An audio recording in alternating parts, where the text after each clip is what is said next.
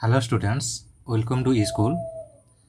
सो आज भिडियो रे आमे ज्योग्राफी जोटा आम क्लास 10 ज्योग्राफी अच्छी तार प्रथम विषय जोटा संबल और तार विकास तार आमे नोट करचु आउ नोट टी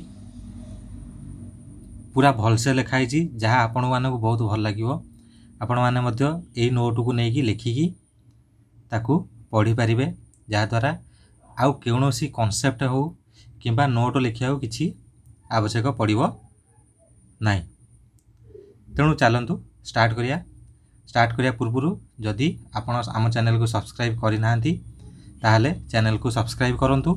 सब्सक्राइब करके बेल आइकन प्रेस करूँ।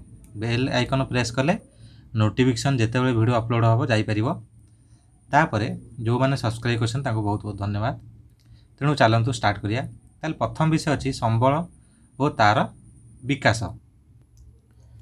ताले प्रथम क्वेश्चन मन में आसूची जे संबल क्या कहुए। ताले आमे संबल क्या कहवा संबल माने जोटा आमर आमको साहाय्य करमको आमर आवश्यकता पूरण कर जेनेराली आम संबल कहे। घर जदि कह आमर संबल कौन ना तुम बापा कहे मोर संबल हूँ मो पिला माने जो मैंने भविष्य मत आमको पचारे आउ संबल कौन ना मो घर द्वारा जोटा मु करिछि। किंतु आमर ये जो भूगोल देछि भूगोल संबल क्या कहुए तार हूँ कनसेप्ट कौन अच्छी डेफिनेशन कौन अच्छी चलते पढ़िया। ताले संबल क्या कहुए ताले संबल क्या कहती ना मनुष्यर व्यक्तिगत तथा सामाजिक आवश्यकता पूरण करिबारे उपयोगी और मूल्यवान विवेचित होतिबा परिवेशर विभिन्न पदार्थ तथा शक्ति इत्यादि जहाँ प्राद्योगिक दृष्टिकोण सुगम्य अर्थनैतिक दृष्टिकोण संभव एवं सांस्कृतिक दृष्टिकोण ग्रहण योग्य ताकू संबल बा रिसर्च कहुए। रिसर्च कहुए। ताहले एठी आमर संबल यहाँ तो डेफिनेशन बही लिखाई बुझा संबल कौन ना मनुष्यर व्यक्तिगत तथा सामाजिक आवश्यकता पूरण कर व्यक्तिगत आवश्यक पूरण कर सामाजिक मान आम जो समाज में बंचुचे से समाजर आवश्यकता पूरण करूथबो ता सहित से जो जिनटा जोटा आवश्यकता आमको पूरण करता उपयोगी हो पारुथिबो आ मूल्यवान विवेचित हेउथिबो। परिवेशर विभिन्न पदार्थ तथा शक्ति माने जो परिवेश विभिन्न पदार्थ जोटा रहा जोटा मनुष्यर व्यक्तिगत सामाजिक आवश्यकता पूरण कर तार मूल्य थबो सेटा उपयोगी हो पारुथिबो। तापर प्राद्योगिक दृष्टिकोण सुगम्य अर्थनैतिक दृष्टिकोण संभव तामाने सेटा को आम अर्थनैतिक दृष्टिकोण आम ताकू संभव माने आम ताकू व्यवहार करिपरिबा। सांस्कृतिक दृष्टिकोण ग्रहण योग्य ताकू संबल कहुए। ताले यही सब दृष्टि रखी जो जिनिस आम उपयुक्त है ताकू आम कौन कह संबल कहवा। तापर सेकेंड क्वेश्चन आसूची मनरे जदि संबल यहाँ है ताले प्राकृतिक परिवेश मध्य अव्यवहृत कि अज्ञात हो रही पदार्थ संबल रूपे विवेचित होता है कि देख पिले ये क्वेश्चन कौन देती प्राकृतिक परिवेश मध्य अव्यवहृत कि अज्ञात हो रही पदार्थ ताने जहाँ को आम व्यवहार करें कि विषय आम जाने ताले जहाँ को आम व्यवहार करने कि जहाँ विषय आम जाने ताहले सेटा संबल केमिति हम तेणुक सेटा संबल हम ना कारण आम ताको व्यवहार करने सेटा अज्ञात अवस्था अच्छी से पदार्थ कौन आम भी जाने तेणुक सेटा कौन हम संबल हम ना। किंतु मनुष्य तार संधान करी विभिन्न कार्य विनियोग कले ताहा संबल रूपे विनियोग विवेचित होता है। माने से जो जिनटा अव्यवहृत बा अज्ञात अवस्था अच्छी मनुष्य जो ताको संधान कला बा तार विभिन्न कार्य विनियोग कर पारा ताहले सेटा कौन हम ना संबल रूपे विवेचित होता है। तापर देखिए गोटे देश केतेबेले समृद्ध हो पारिबो ताले गोटे देश केतेबेले समृद्ध हो पारिबो आम कथा चिंता करिया आम भारत कथा चिंता करिबा सबुठारु सुंदर आम भारत ता कथा आम चिंता करिबा जेतेबेले गोटे देश प्राकृतिक संबलर संधान करी गच्छित अवस्थारू नहीं जेतिकी परिमाण रे विकसित करि पारिछि से देशर अर्थनैतिक अवस्था सेतिकी परिमाण रे समृद्ध हो पारिछि।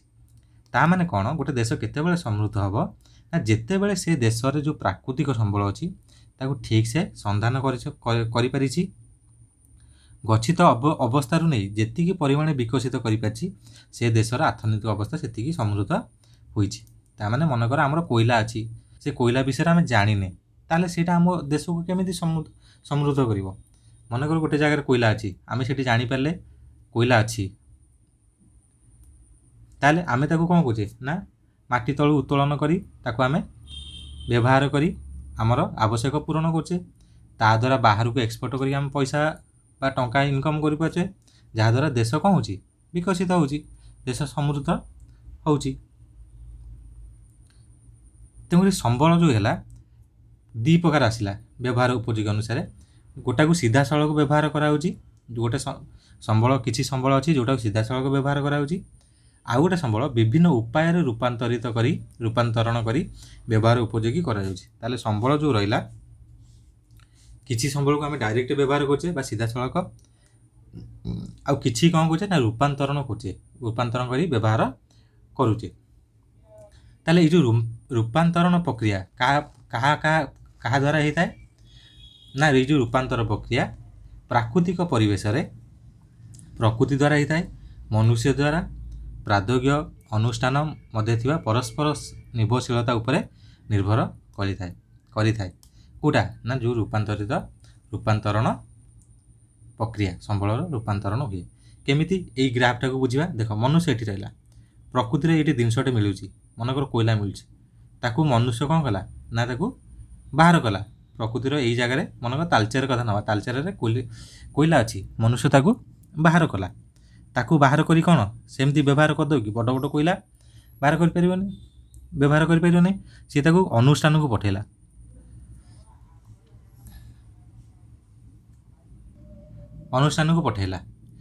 ଦେଖ, ଏଠି ତିନିଟା ଯାକ, ଏଇ ଚାରୋଟି ଯାକ ପ୍ରକୃତି, ପ୍ରାଦୋଗ୍ୟ, ଅନୁଷ୍ଠାନ, ମନୁଷ୍ୟ, ଏମାନେ ପରସ୍ପର ସହିତ କ'ଣ ନିର୍ଭରଶୀଳ ହେଲା। ତେଣୁ ଏଇ ରୂପାନ୍ତରଣ ଏଇ ପ୍ରକ୍ରିୟା ଦ୍ୱାରା ହେବ। ମନୁଷ୍ୟ ଅନୁଷ୍ଠାନକୁ ପଠାଇଲା, ସେଠି କ'ଣ ହେବ ନା ସେଠୁ ତା'ର ମ୍ୟାନୁଫ୍ୟାକ୍ଚର ହେବ, ତାକୁ ଛୋଟ କୋଇଲା ପରିଣତ କରାଯିବ କିମ୍ବା ତା ଦେହରୁ ଅନ୍ୟ କୌଣସି ପଦାର୍ଥ ବାହାରିବ, ତାପରେ ସେ ଚାରିଆଡ଼େ କ'ଣ ହେବ ନା ପଠାଯିବ, ଯେଉଁଟା କହନ୍ତି ଏକ୍ସପୋର୍ଟ କହନ୍ତି। ଯାହାଦ୍ୱାରା ଆମେ ଗୋଟେ ଯେଉଁ କୋଇଲା ପାଇଥିଲେ, ବଡ଼ କୋଇଲା ପାଇଥିଲେ, ତାକୁ ଛୋଟ ଛୋଟ ପିସ୍ କରିକି ବା ତାକୁ ରୂପାନ୍ତରଣ କରିକି ତାକୁ ବ୍ୟବହାର କରିପାରିଲେ। କିମ୍ବା ପେଟ୍ରୋଲିୟମ୍ କଥା ଚିନ୍ତା କରିଦିଅ, ପେଟ୍ରୋଲିୟମ୍ ପ୍ରକୃତିରେ ଅଛି, ତାକୁ ଆମେ ପାଇଲେ, ମନୁଷ୍ୟ ତାକୁ ନେଇକି ଶିଳ୍ପ କଳକାରଖାନା ଦେଲା, ସେଠୁ ପେଟ୍ରୋଲ, ଡିଜେଲ, କିରୋସିନି ଏଇଟା ହେଇକି ଆସିକି ଆମର ବ୍ୟବହାର ଉପଯୋଗୀ ଲାଗିଲା। ତେଣୁକରି ବ୍ୟବହାର ଉପଯୋଗୀ ହେଇଥିବାରୁ ସେଇଟା ସମ୍ବଳ ହେଇପାରିଲା। ତାପରେ କାହିଁକି ମନୁଷ୍ୟକୁ ମାନବ ସମ୍ବଳ ଭାବରେ ଗ୍ରହଣ କରାଯାଇଛି? ପିଲେ ଦେଖ, ଏଇଟା ହେଉଛି ଆମେ ନୋଟ୍ ଲେଖିଛୁ କେବଳ, ତେଣୁ ବହିର ପ୍ରତ୍ୟେକ ଲାଇନ୍ରେ ଏଠି କନସେପ୍ଟ କ୍ଲିଅର୍ କରାଯାଇନି। କେବଳ ଯେଉଁଗୁଡ଼ାକ ମେନ୍ ଟପିକ୍, ଯେଉଁଗୁଡ଼ାକ ଏକ୍ଜାମ୍ରେ ଆସିବ, ଯେଉଁଗୁଡ଼ାକ ହେଉଛି ଇମ୍ପୋର୍ଟାଣ୍ଟ, ସେଇଗୁଡ଼ାକ ହେଉଛି ଡିସ୍କସନ୍ କରାଯାଇଛି। ତାହେଲେ କାହିଁକି ମନୁଷ୍ୟକୁ ମାନବ ସମ୍ବଳ ଭାବରେ ଗ୍ରହଣ କରାଯାଇଛି? ନା ଅର୍ଥନୈତିକ ଭୂଗୋଳରେ ମନୁଷ୍ୟ ଦ୍ୱାରା ଉତ୍ପାଦନ, ବଣ୍ଟନ, ଅର୍ଥନୈତିକ ମାନେ କ'ଣ ନା ଅର୍ଥନୀତି ଭୂଗୋଳ। ଅର୍ଥନୀତି ଆମର ଭୂଗୋଳ ଓ ଅର୍ଥନୀତି ଅଛି, ଇକୋନୋମି ଅଛି। ଅର୍ଥନୈତିକ ଭୂଗୋଳରେ ମନୁଷ୍ୟ ଦ୍ୱାରା ଉତ୍ପାଦନ ହୁଏ, ବଣ୍ଟନ ହୁଏ, ବ୍ୟବହାର ହୁଏ, କ୍ଷୟ ପ୍ରଭୃତି ସମସ୍ତ ପ୍ରକ୍ରିୟା ସମାହିତ ହୋଇଥିବାରୁ ମନୁଷ୍ୟକୁ ମାନବ ସମ୍ବଳ ଭାବରେ ଗ୍ରହଣ କରାଯାଇଛି। ତା ମାନେ ଏଇ ଯେଉଁ ଅର୍ଥନୈତିକ ଭୂଗୋଳ ରହିଲା ବା ଇକୋନୋମିକାଲ ଜିଓଗ୍ରାଫି ଯେଉଁଟା ରହିଲା ଆମର, ସେଇଟାରେ କ'ଣ କୁହାଯାଇଛି ନା ମନୁଷ୍ୟ ଦ୍ୱାରା ଉତ୍ପାଦନ ହୁଏ, ବଣ୍ଟନ ବ୍ୟବହାର ହୁଏ, କ୍ଷୟ ପ୍ରଭୃତି ସମସ୍ତ ପ୍ରକ୍ରିୟା ସମାହିତ ହୋଇଥିବାରୁ ମନୁଷ୍ୟକୁ ସମ୍ବଳ ରୂପରେ କ'ଣ କରାଯାଇଛି ନା ଗ୍ରହଣ କରାଯାଇଛି। ତେଣୁକରି କାହିଁକି ମନୁଷ୍ୟକୁ ମାନବ ସମ୍ବଳ ଭାବରେ ଗ୍ରହଣ କରାଯାଇଛି, ତା'ର ଆନ୍ସର ପାଇପାରିଥିବେ। ବର୍ତ୍ତମାନ ସେକେଣ୍ଡ ଆସୁଛି, ସମ୍ବଳର ଦୁଇଟି ବିଶେଷତ୍ୱ ଅଛି ହେଲା। ମେନ୍ କନସେପ୍ଟ ଚାଲିଗଲା, ବର୍ତ୍ତମାନ ସମ୍ବଳ ବିଷୟରେ ପୁରା ପଢ଼ିବା। ସମ୍ବଳର ଦୁଇଟି ବିଶେଷତ୍ୱ ଅଛି, ଗୋଟେ ହେଉଛି ଉପଯୋଗିତା ବା ଯାହାକୁ ଇଂଲିଶରେ ୟୁଟିଲିଟି କହନ୍ତି, ଆଉ ଗୋଟେ ହେଉଛି କାର୍ଯ୍ୟଦକ୍ଷତା ବା ଯାହାକୁ ଫଙ୍କସନାଲିଟି ବୋଲି ମଧ୍ୟ କହନ୍ତି। ତେଣୁ ଗୋଟେ ଉପଯୋଗିତା ଆଉ ଗୋଟେ ହେଉଛି କାର୍ଯ୍ୟଦକ୍ଷତା। ଉପଯୋଗିତା କ'ଣ ନା ସମ୍ବଳ ମନୁଷ୍ୟର ବ୍ୟବହାର ଉପଯୋଗୀ ହେବା ଆବଶ୍ୟକ। ତା'ମାନେ ଆମେ ଯେଉଁ ଜିନିଷଟାକୁ ବା ଯେଉଁ ବସ୍ତୁକୁ ପଦାର୍ଥକୁ ଆମେ ମାଟି ତଳୁ ବାହାର କରିବା ବା ପ୍ରକୃତିରୁ ଆଣିବା, ସେଇଟା ମନୁଷ୍ୟର ପ୍ରଥମେ ହେଉଛି ଉପଯୋଗୀ, ବ୍ୟବହାର ଉପଯୋଗୀ ହେବା ଆବଶ୍ୟକ ହେଲା। ଯଦି ବ୍ୟବହାର ଉପଯୋଗୀ ନ ହେଲା ତାକୁ ଆମେ ସମ୍ବଳ କେମିତି କହିବା? ଯେମିତିକି ମନେକର ହେଉଛି ପ୍ରକୃତିରେ ମନେକର ବଡ଼ ପଥର ପଡ଼ିଛି, ବିରାଟ ପଥର ପଡ଼ିଛି, ତାକୁ କିଛି ବ୍ୟବହାର ହେଉନି, ତାକୁ ଆମେ ସମ୍ବଳ କେମିତି କହିବା? କହିପାରିବାନି।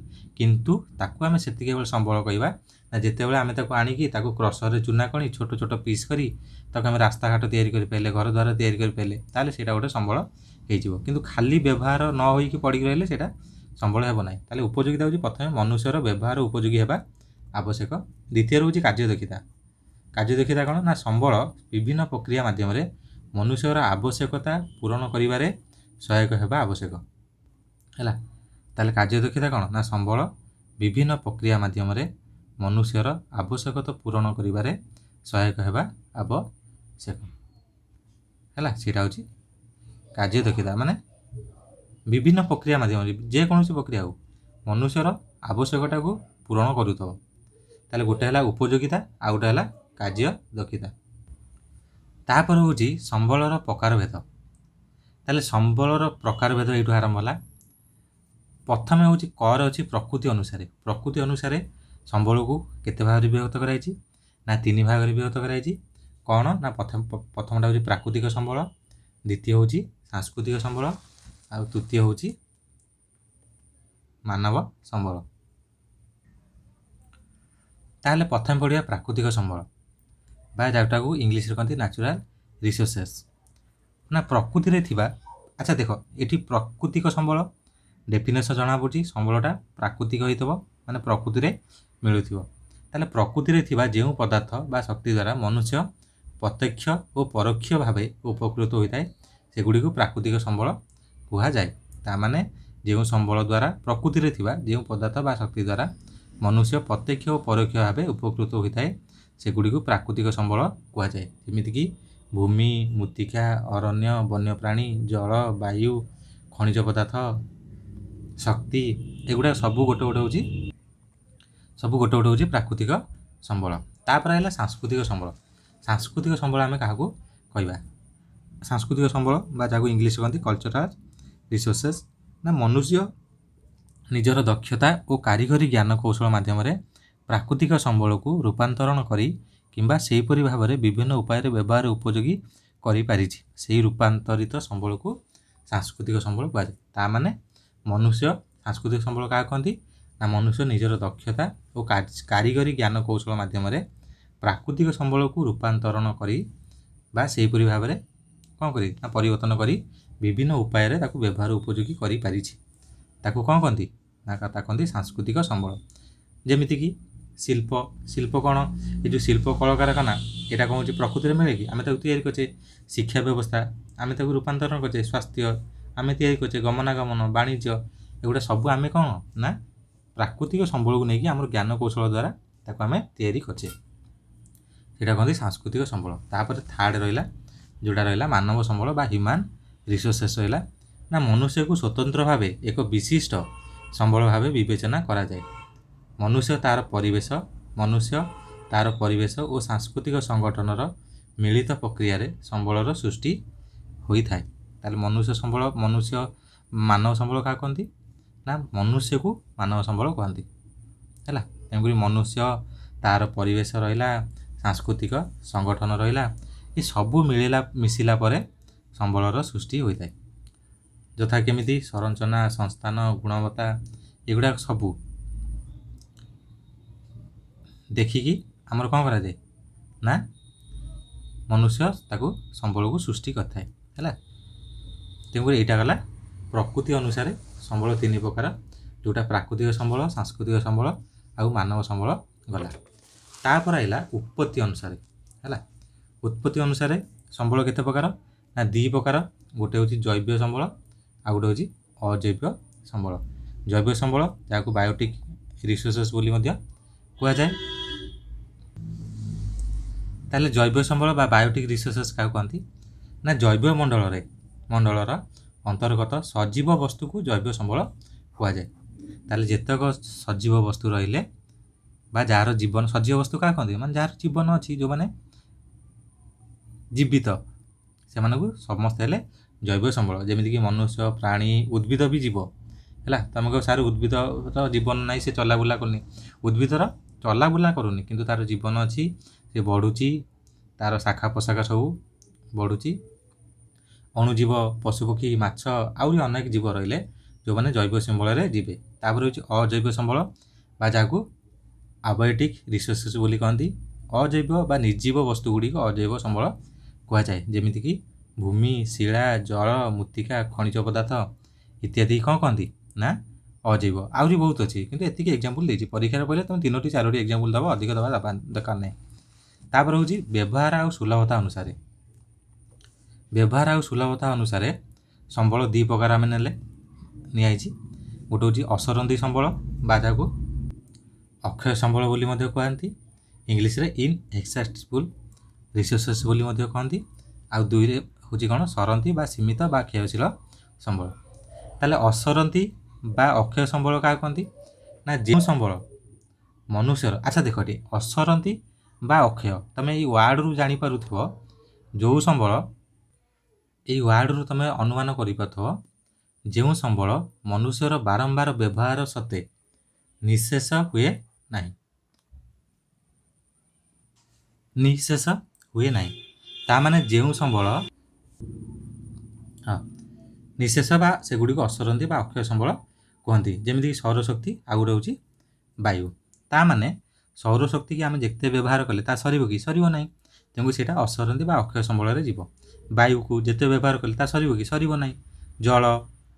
ଜଳ ପୁଣି ଅଛି, ସମୁଦ୍ର ଲୁଣି ଜଳ ବହୁତ ପରିମାଣ ଅଛି, କିନ୍ତୁ ମିଠା ଜଳ ବା ମଧୁର ଜଳ କମ୍ ପରିମାଣ ଅଛି, ବ୍ୟବହାର କଲେ ସରିଯିବ। ତାପରେ ହେଲା ସରନ୍ତି ବା ସୀମିତ ବା କ୍ଷୟଶୀଳ ସମ୍ବଳ। ତାହେଲେ ସରନ୍ତି ବା ସୀମିତ, ଆଚ୍ଛା ସରନ୍ତି ୱାର୍ଡ଼ରୁ ଜାଣିପାରୁଛ ଯେଉଁ ସମ୍ବଳ ସରିଯିବ। ତାହେଲେ ମନୁଷ୍ୟର ବ୍ୟବହାର ଦ୍ୱାରା ଯେଉଁ ସମ୍ବଳ କ୍ରମଶଃ ହ୍ରାସ ପାଇଥାଏ କିମ୍ବା ଶେଷ ହୋଇଯିବାର ଆଶଙ୍କା ଥାଏ ତାକୁ ସରନ୍ତି ବା ସୀମିତ ବା କ୍ଷୟଶୀଳ ସମ୍ବଳ କୁହାଯାଏ। ତାମାନେ ମନୁଷ୍ୟର ବ୍ୟବହାର ଦ୍ୱାରା ଯେଉଁ ସମ୍ବଳ କ୍ରମଶଃ ହ୍ରାସ ପାଇଥାଏ, ମାନେ ସରି ସରି ଆସେ ବା ଶେଷ ହୋଇଯିବାର ଆଶଙ୍କା ଥାଏ, ତାକୁ ସରନ୍ତି ବା ସୀମିତ ବା କ୍ଷୟଶୀଳ ସମ୍ବଳ କହିବା। ଯେମିତି ପେଟ୍ରୋଲିୟମ୍, ପେଟ୍ରୋଲିୟମ୍ ମାଟି ଭିତରେ କ'ଣ ଗୋଟେ ସୀମିତ ପରିମାଣର ଅଛି, ଗୋଟେ ଜାଗାରେ ଏତିକି ପରିମାଣର ପେଟ୍ରୋଲିୟମ୍ ଅଛି, ଆମେ ତାକୁ ଯଦି ବ୍ୟବହାର କରିବା ତାହେଲେ ଅଟୋମେଟିକ୍ ସେ ଜାଗାରୁ କ'ଣ ହେବ? ସରି ସରି ଆସିବ। କୋଇଲା ହେଉ, ଖଣିଜ ପଦାର୍ଥ, ତାକୁ ଆମେ ଯେତେ ମାଟି ତଳୁ ବାହାର କରି ବ୍ୟବହାର କରିବା ସେ ସରି ସରି ଆସିବ, ଆଉ ତାକୁ ଆମେ ପୂରଣ କରିପାରିବା ନାହିଁ। ତେଣୁକରି ଆମର ବ୍ୟବହାର ବା ସୁଲଭତା ଅନୁସାରେ ସମ୍ବଳ ଦୁଇ ପ୍ରକାର ହେଲା। ଗୋଟେ ହେଉଛି ଅସରନ୍ତି ବା ଅକ୍ଷୟ, ଆଉ ଗୋଟେ ହେଲା ସରନ୍ତି ବା ସୀମିତ ବା କ୍ଷୟଶୀଳ ହେଲା। ବର୍ତ୍ତମାନ ପରିମାଣ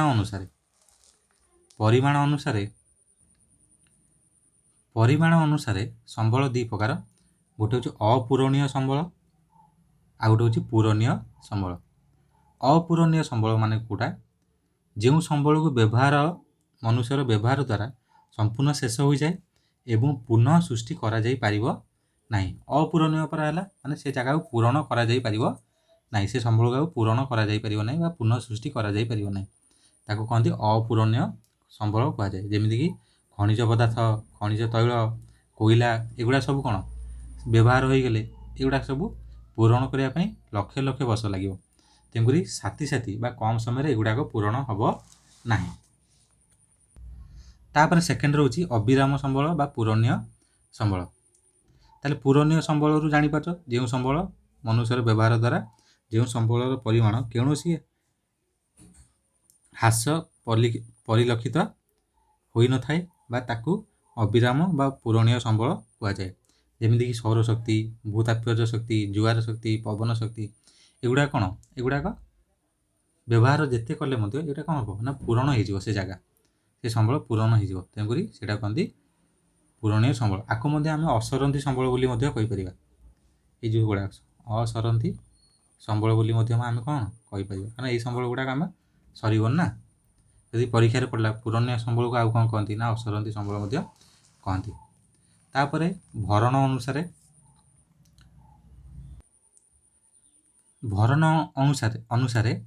ସମ୍ବଳ ଦୁଇ ପ୍ରକାର। ଗୋଟେ ହେଉଛି ନବୀକରଣ ଯୋଗ୍ୟ ସମ୍ବଳ, ଆଉ ଗୋଟେ ହେଉଛି ନବୀକରଣ ଅଯୋଗ୍ୟ ସମ୍ବଳ। ତାହେଲେ ନବୀକରଣ ଯୋଗ୍ୟ ସମ୍ବଳ କେଉଁଟା ହେଲା? ଯେଉଁଟା ରିନ୍ୟୁଏବଲ୍ ରିସୋର୍ସେସ୍ ବୋଲି ଆମେ କହିଲେ ନା ଯେଉଁ ସମ୍ବଳ ମନୁଷ୍ୟର ବାରମ୍ବାର ବ୍ୟବହାର ସତ୍ତ୍ୱେ ସମ୍ପୂର୍ଣ୍ଣ କ୍ଷୟ ହୁଏ ନାହିଁ ଏବଂ ବିଭିନ୍ନ ଉପାୟ ଦ୍ୱାରା ସେଗୁଡ଼ିକୁ ପୁନଃଭରଣ କରାଯାଇପାରିଥାଏ ସେଗୁଡ଼ିକୁ ନବୀକରଣ ଯୋଗ୍ୟ ସମ୍ବଳ କୁହାଯାଏ। ତାମାନେ ଯେଉଁ ସମ୍ବଳ ମନୁଷ୍ୟର ବାରମ୍ବାର ବ୍ୟବହାର ସତ୍ତ୍ୱେ କ୍ଷୟ ହୁଏ ନାହିଁ ବା ସରେ ନାହିଁ, ଯଦି ବି ସରିଗଲା ତାକୁ ଆମେ କୌଣସି ନା କୌଣସି ଉପାୟ ଦ୍ୱାରା କ'ଣ କରିପାରିବା ନା ପୁନଃଭରଣ କରାଯାଇପାରେ, ସେଗୁଡ଼ିକୁ ନବୀକରଣ ଯୋଗ୍ୟ ସମ୍ବଳ କହନ୍ତି। ଯେମିତିକି ଜଙ୍ଗଲଜାତ ପଦାର୍ଥ, ପ୍ରାଣୀଜାତ ପଦାର୍ଥ, କୃଷିଜାତ ପଦାର୍ଥ ହେଲା। ଏମାନେ କ'ଣ ଜଙ୍ଗଲଜାତ ପଦାର୍ଥ, ଜଙ୍ଗଲରୁ ମନେକର ଏ ବର୍ଷ କ'ଣ ବାହାରିଲା, ମନେକର ଇଏ ବାହାରିଲା, ମନେକର ଝୁଣା ବାହାରିଲା କି କାଠ ବାହାରିଲା, ସେଗୁଡ଼ା କ'ଣ ନା ଆମେ ବ୍ୟବହାର କଲେ, ପୁଣି ଗଛ ଲଗେଇଲେ, ପୁଣି ଝୁଣା ହେଲା, ପୁଣି କାଠ ବାହାରିଲା, ତାକୁ ଆମେ ପୁଣି ବ୍ୟବହାର କରିପାରିଲେ। ସେହିପରି ଜଳ ମୃତ୍ତିକା ପ୍ରାକୃତିକ ଉପାୟରେ ଭରଣ ହୋଇଥାଏ। ତାପରେ ନବୀକରଣ ଅଯୋଗ୍ୟ ସମ୍ବଳ ବା ଯେଉଁଟାକୁ ଆମେ କହୁଛେ ନନ୍ ରିନ୍ୟୁଏବଲ୍ ରିସୋର୍ସ ବୋଲି କହୁଛେ, ନା ଯେଉଁ ସମ୍ବଳ ମନୁଷ୍ୟର ଅନବରତ ବ୍ୟବହାର ଦ୍ୱାରା ବା ଅନ୍ୟାନ୍ୟ କାରଣ ଦ୍ୱାରା ହ୍ରାସ ପାଇଲେ ବା ନଷ୍ଟ ହୋଇଗଲେ ଆଉ ସେଗୁଡ଼ିକର ପୁନଃଭରଣ ସମ୍ଭବ ହୋଇନଥାଏ, ସେଗୁଡ଼ିକୁ ନବୀକରଣ ଅଯୋଗ୍ୟ ସମ୍ବଳ କୁହାଯାଏ। ତାର ନବୀକରଣ ଅଯୋଗ୍ୟ ମାନେ କ'ଣ ନା ଯେଉଁ ସମ୍ବଳ ମନୁଷ୍ୟର ଅନବରତ ବ୍ୟବହାର ଦ୍ୱାରା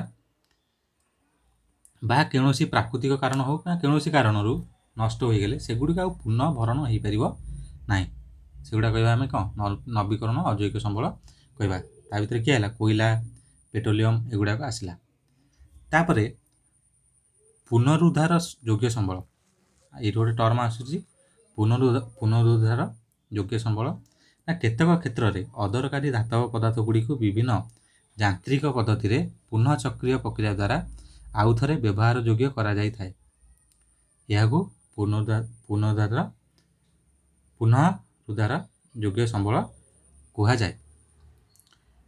ଯେମିତିକି ଭୂମି, ମୃତ୍ତିକା, ଲୁହା, ଆଲୁମିନିୟମ, ତମ୍ବା ହେଲା, ଆକୁ କ'ଣ ଆମେ ନା ଥରେ ବ୍ୟବହାର କଲେ ଆଉ ଥରେ ମଧ୍ୟ ତାକୁ ଚକ୍ରୀୟ ଉପାୟରେ ବ୍ୟବହାର କରିପାରିବା। ଲୁହାଟା ମନେକର ଆମେ ବ୍ୟବହାର କଲେ, ଗ୍ରିଲ୍ କରିଦେଲେ, ସେ ଜଙ୍ଗ ଖାଇଗଲା, ତାକୁ ଆମେ କବାଡ଼ିବାଲା ଯେଉଁ ଗାଁକୁ ଆସୁଛନ୍ତି ତାକୁ ଦେଇଦେଲେ, ସିଏ ପୁଣି ନେଇକି ତାକୁ ପରିଷ୍କାର କରି ପୁଣି ଲୁହାରେ ମାନେ ଭଲ ଲୁହା ତିଆରି କରି ତା ଦେହରୁ ଆମକୁ ପୁଣି ଗ୍ରିଲ୍, କବାଟ କିମ୍ବା ଯେକୌଣସି ଜିନିଷ ତିଆରି କରିକି ଦେଉଛନ୍ତି। ତେଣୁ ଏଇଟା ପୁନରୁଦ୍ଧାର ଯୋଗ୍ୟ ସମ୍ବଳ। ତାପରେ ଆସିଲା ପୁନରୁଦ୍ଧାର ଅଯୋଗ୍ୟ ସମ୍ବଳ।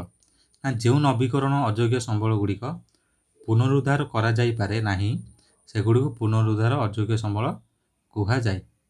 ତାହେଲେ କ'ଣ ନା ଯେଉଁ ନବୀକରଣ ଅଯୋଗ୍ୟ ସମ୍ବଳ ଗୁଡ଼ିକ ପୁନରୁଦ୍ଧାର କରାଯାଇପାରି ନାହିଁ, ମାନେ ତାକୁ ଆଉ ବ୍ୟବହାର କରାଯାଇପାରିବ ନାହିଁ, ତାକୁ ଆମେ କହିବା ପୁନରୁଦ୍ଧାର ଅଯୋଗ୍ୟ ସମ୍ବଳ। ଯେମିତି କୋଇଲା, ପେଟ୍ରୋଲିୟମ, ଏଇଟା ନଷ୍ଟ ହୋଇଗଲେ ଆମେ ଆଉ ତାକୁ ଉଦ୍ଧାର କରିପାରିବା ନା ଆଣିପାରିବା ନା ତିଆରି କରିପାରିବା, ତେଣୁକରି ସେଇଟା ହେବ।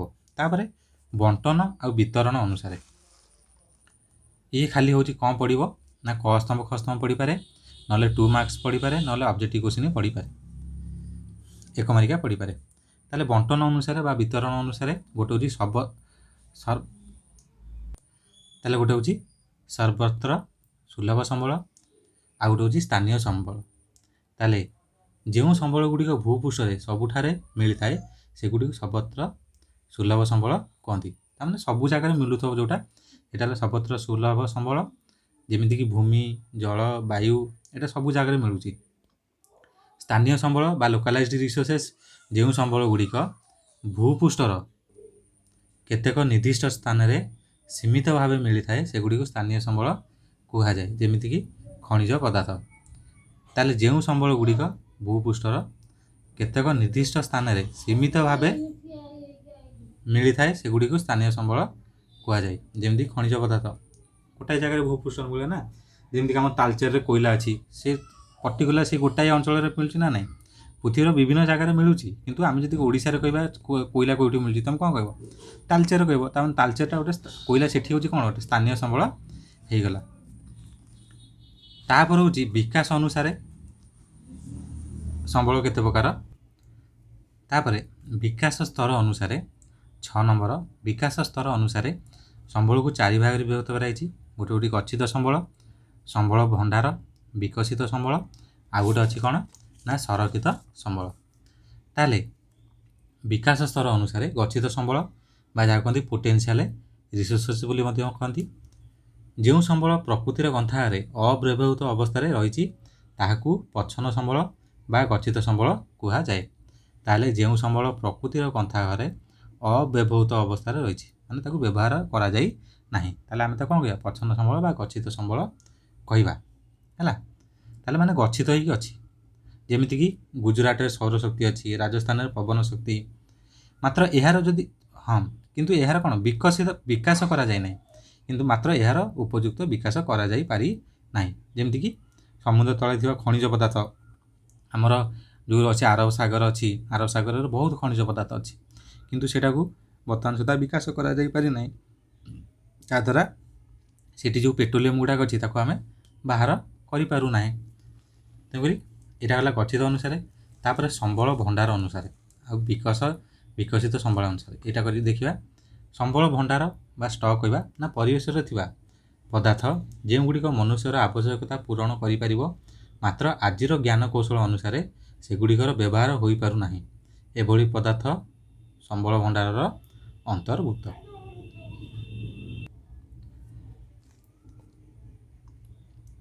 ତାହେଲେ ସମ୍ବଳ ଭଣ୍ଡାର କ'ଣ?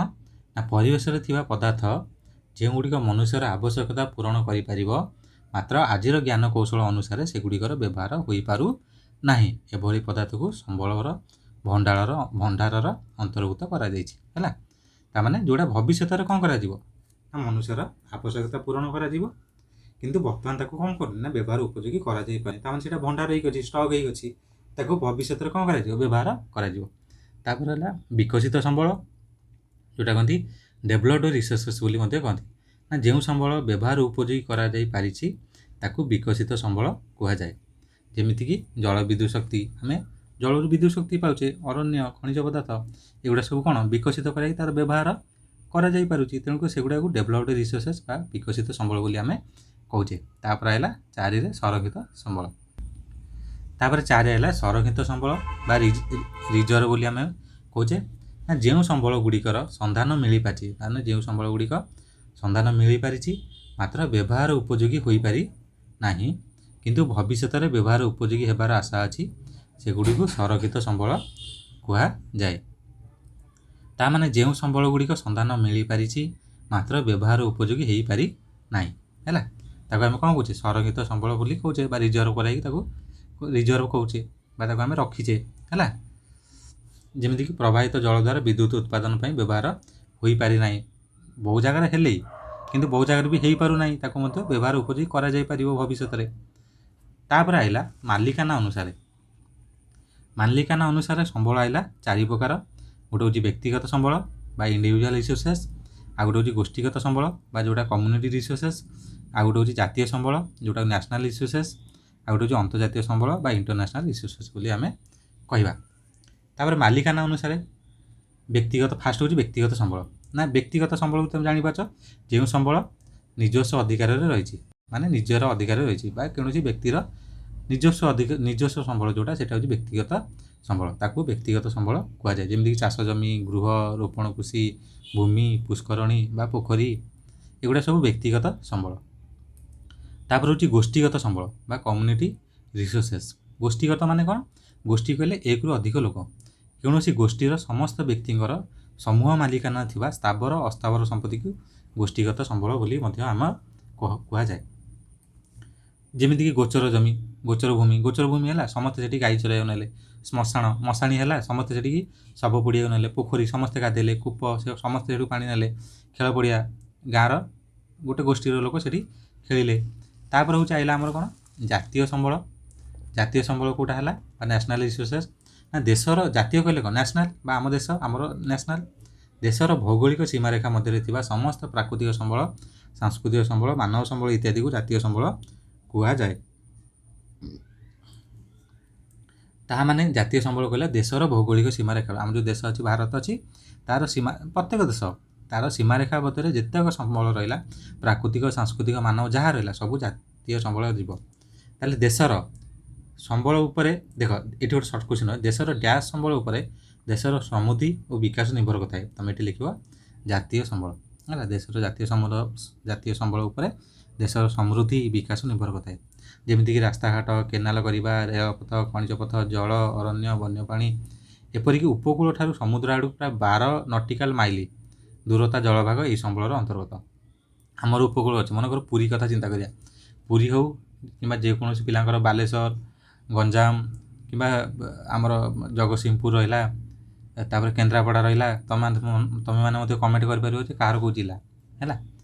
ତାହେଲେ ସେଇ ଯେଉଁ ସମୁଦ୍ର କୂଳ ରହିଲା, ସେଇ ସମୁଦ୍ର କୂଳରୁ 22.2 କିଲୋମିଟର ଭିତରକୁ ଯେତେ ଜଳଭାଗ ରହିଲା ସବୁ ହେଉଛି ନ୍ୟାସନାଲ୍ ବା ସେଇ ଦେଶର ସମ୍ପତ୍ତି ସେଗୁଡ଼ାକ। ତାପରେ ରହିଲା ଆନ୍ତର୍ଜାତିକ ସମ୍ବଳ ବା ଇଣ୍ଟରନ୍ୟାସନାଲ୍ ରିସୋର୍ସେସ୍। ନା ଯେଉଁ ସମ୍ବଳ ଆନ୍ତର୍ଜାତିକ ଅନୁଷ୍ଠାନ ଦ୍ୱାରା ପରିଚାଳିତ ହୋଇଥାଏ ତାକୁ ଆନ୍ତର୍ଜାତିକ ସମ୍ବଳ କୁହାଯାଏ। ସମୁଦ୍ର ଉପକୂଳର ହେଲା ଆନ୍ତର୍ଜାତିକ ସମୁଦ୍ର ଉପକୂଳର ଅନ୍ୟାନ୍ୟ ଅର୍ଥନୈତିକ ଅଞ୍ଚଳ ବା ଏକ୍ସକ୍ଲୁସିଭ୍ ଇକୋନୋମିକ୍ ଜୋନ୍ ଠାରୁ 200 ନଟିକାଲ୍ ମାଇଲ ପରବର୍ତ୍ତୀ ଅଞ୍ଚଳରେ ଥିବା ସାମୁଦ୍ରିକ ସମ୍ବଳ ଏହାର ଅନ୍ତର୍ଭୁକ୍ତ ହେଲା। ଏହା ଉପରେ ଆନ୍ତର୍ଜାତିକ ଅନୁଷ୍ଠାନ ବା ବିଶ୍ୱ ଜାତିସଂଘର କର୍ତ୍ତୃତ୍ୱ ରହିଛି। ତାହେଲେ ଆନ୍ତର୍ଜାତିକ ସମ୍ବଳ କ'ଣ? ନା ଯେଉଁ ସମ୍ବଳ ଆନ୍ତର୍ଜାତିକ ଅନୁଷ୍ଠାନ ଯେମିତି ଆମର ରହିଲା UN ରହିଲା, ୟୁନାଇଟେଡ଼ ନେସନ୍ ରହିଲା, ବିଶ୍ୱ ଜାତିସଂଘ ରହିଲା, ତା ଅଣ୍ଡରରେ ବିଶ୍ୱ ଜାତିସଂଘର ପୁଣି ବିଭିନ୍ନ ପାର୍ଟ ଅଛି ହେଲା। ଯେମିତିକି ବର୍ତ୍ତମାନ କୋରୋନା ପାଇଁ WHO କାମ କରୁଛି, ୱାର୍ଲଡ଼ ହେଲ୍ଥ ଅର୍ଗାନାଇଜେସନ୍ କାମ କରୁଛି। ତେଣୁକରି ବିଭିନ୍ନ ସେ ସଂସ୍ଥା ଗୁଡ଼ାକ କ'ଣ କରିବ, ଯେଉଁ ବିଶ୍ୱ ଜାତିସଂଘ ରହିଲା ସେମାନେ ତା ଉପରେ କ'ଣ କରିବେ ନା ନିଜର ଅଧିକାର ଅଛି। ତେଣୁକରି ଇଏ ଟୋଟାଲ୍ ଆମର ଥିଲା ଭୂଗୋଳ ନୋଟ୍ ଥିଲା। ଆଶା କରିବି ଏଇ ଭୂଗୋଳ ନୋଟ୍ ସମସ୍ତଙ୍କୁ ବହୁତ ବଢ଼ିଆ ଲାଗିବ। ତୁମେମାନେ ମଧ୍ୟ ଭିଡ଼ିଓଟିକୁ ଦେଖିକି ତାକୁ ନୋଟ୍ କରିକି ଲେଖିପାରିବ। ତେଣୁ ଆଜିର ଭିଡ଼ିଓକୁ ଏଇଠି ରଖିବା। ପରବର୍ତ୍ତୀ ଯେତେବେଳେ ଭିଡ଼ିଓ ହେବ ନୋଟ୍ କରାଯିବ, ସେଇଟା ଅପଲୋଡ଼ ହେବ। ତା'ର ନୋଟିଫିକେସନ୍ ପାଇବା ପାଇଁ ଆମ ଚ୍ୟାନେଲକୁ ସବସ୍କ୍ରାଇବ୍ କରନ୍ତୁ, ଚ୍ୟାନେଲକୁ ବହୁତ ମାତ୍ରାରେ ସେୟାର କରନ୍ତୁ, ଆଉ ଭିଡ଼ିଓଟିକୁ ଲାଇକ୍ କରନ୍ତୁ। Thank you.